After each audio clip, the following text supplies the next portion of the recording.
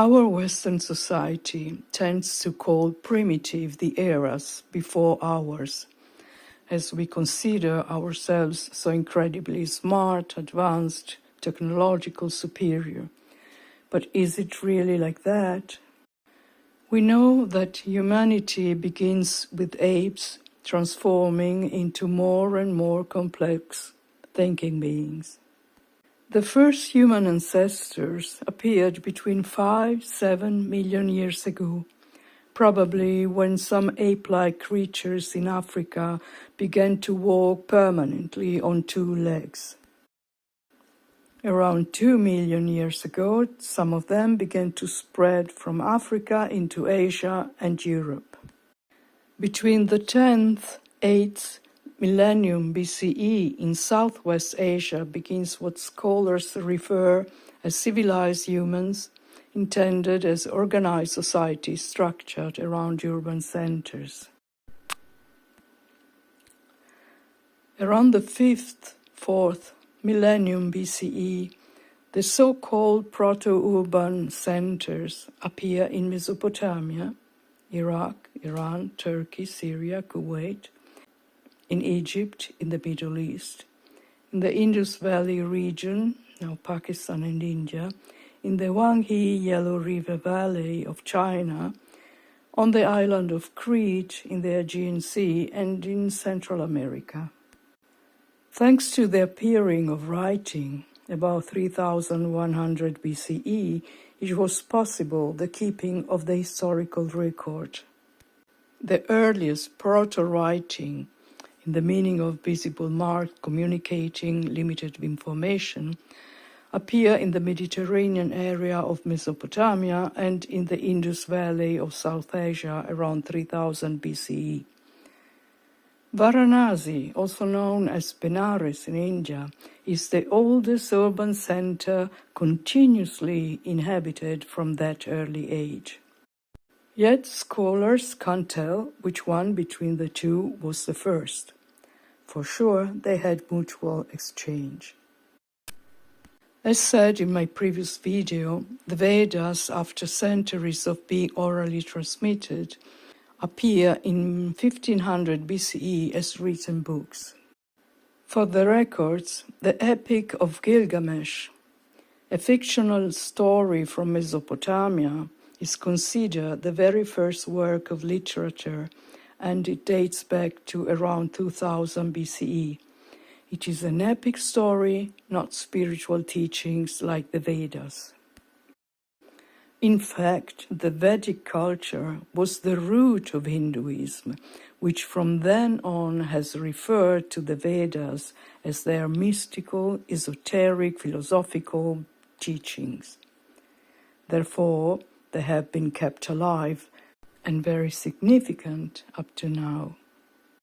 I felt the necessity to give this context while talking about ancient societies and cultures, to underline once again that ancient times were highly civilized and advanced. And I also emphasize that they were technologically advanced too. Think of the many incredible remains spread all over the world. The pyramids, for instance, are probably the most known example. They are still a riddle on how they could be constructed, because we, nowadays people, and our science would have some issues to reproduce them with the same solidity as for the equivalent we would use concrete. This means that in faraway eras, human beings were highly civilized, much more than what we are today. In the esoteric teachings, they talk about an incredibly progressed humanity that, eager to advance, began to experiment two daring things. They became a danger not only for their entire environment, but for the universe as well, because we are all interconnected. Breaking the subtle balance would have caused a cosmic disaster. The great spiritual masters leading the destiny of the worlds had to stop that seemingly unstoppable human folly. They induced a huge cataclysm, the Big Flood, and an entire continent responsible for the worst behavior, Atlantis, totally disappeared from Earth. The story of the Great Flood is found in Genesis, in the Bible, 6:9-9:17. It describes how God sent a flood to cleanse the human world from their wickedness.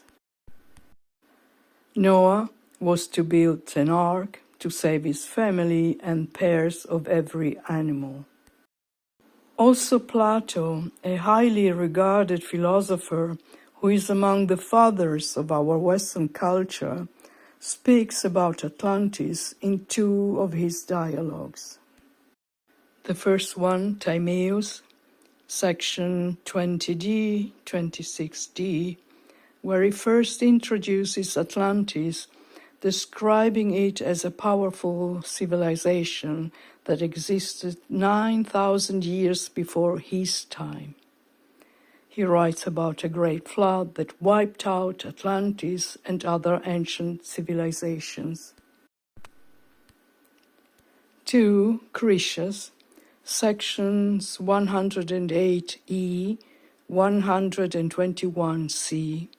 In this dialogue, he continues the story, giving more details about Atlantis society, geography, and its eventual destruction by a catastrophic flood. However, unfortunately, Critias is incomplete and breaks off before fully explaining Atlantis' fate. Scholars as well tend to confirm the Big Flood. And now my point.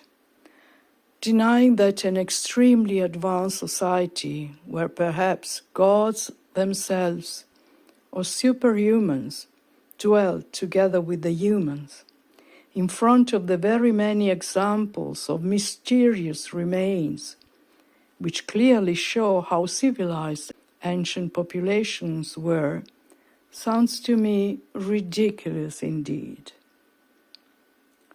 Something very important was there, and some things very important are still here and need to be investigated with a humble spirit.